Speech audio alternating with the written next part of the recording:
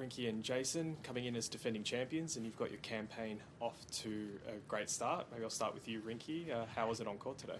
Yeah, it was good. It was good to be back here playing. You know, I think both of us had a tough one in our singles, so to just be out there again was, good fun. It was, good atmosphere. It was pretty packed out there on Showy 3, and, it was just fun to be playing a bit of dubs again. Jason? Yeah, to repeat what Ring said, we had a couple tough ones in the singles, so I think to come back out here on the doubles court, have a bit more fun in front of, a lot of people this morning was, definitely a good thing, especially, the last couple of days. Chloe?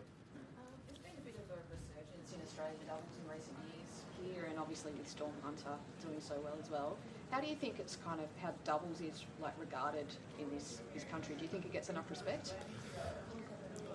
I think so, especially the last couple of years. I think with Nick and Thanasi winning 2 years ago, I think that really, I don't know, I find that the fans now really enjoy it and really get into it, because I found last year the crowds were going crazy for us. So, I definitely think we've always been a pretty good nation at doubles, and at the moment we have, definitely a handful of teams that can make deep runs.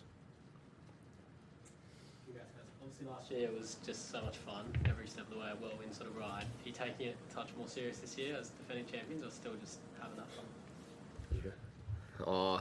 Probably similar to last year. I think we don't really have too much expectations going into this tournament, and we may have started a couple doubles drills earlier in the week this week than last year, but for the most part we're just kind of similar to mindset to last year.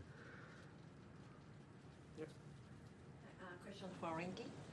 So as you said, you had a quite tough match in court 3 in the singles, and when you come back today on the singles for the doubles, did that memory of the singles came back to you, or how did you feel about that?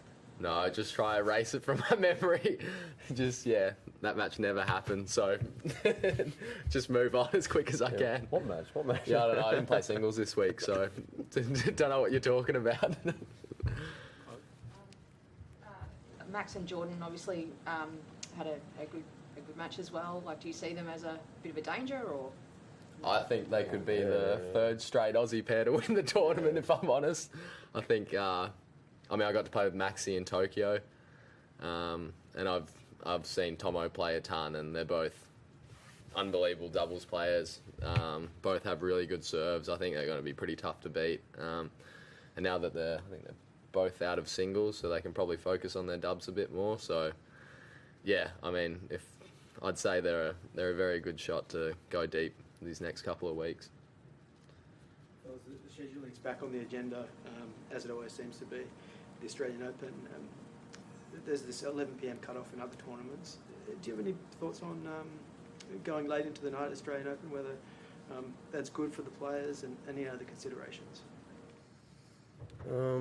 I think it probably depends on, when their next match is after that. In the past, when we've had late matches, we've always had that.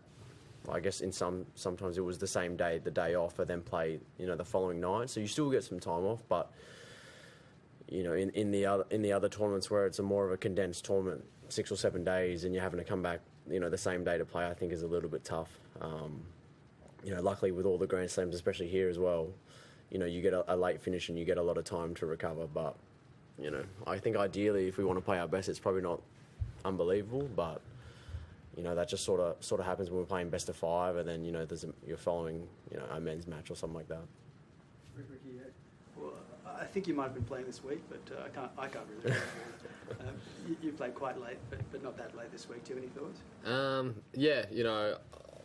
I'm not really sure what the fix would be, but I'm guessing it is tough. I think I finished maybe 12:30, and I'd say had I won that match, it probably would have been quite difficult to get all my recovery in and then go back and get a good night's rest and then be able to back that up in a few days. I think would be fairly difficult.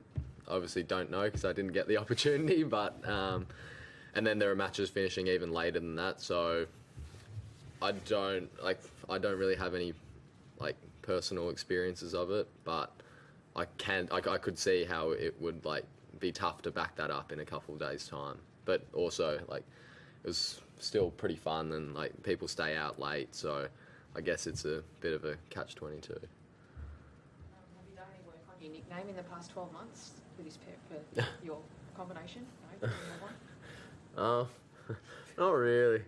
We haven't really won that many matches anyway. So You got to win matches to get a nickname. the momentum's not really there. So maybe we can win a few more matches here. Then maybe we can kickstart that again. But yeah, no, we haven't.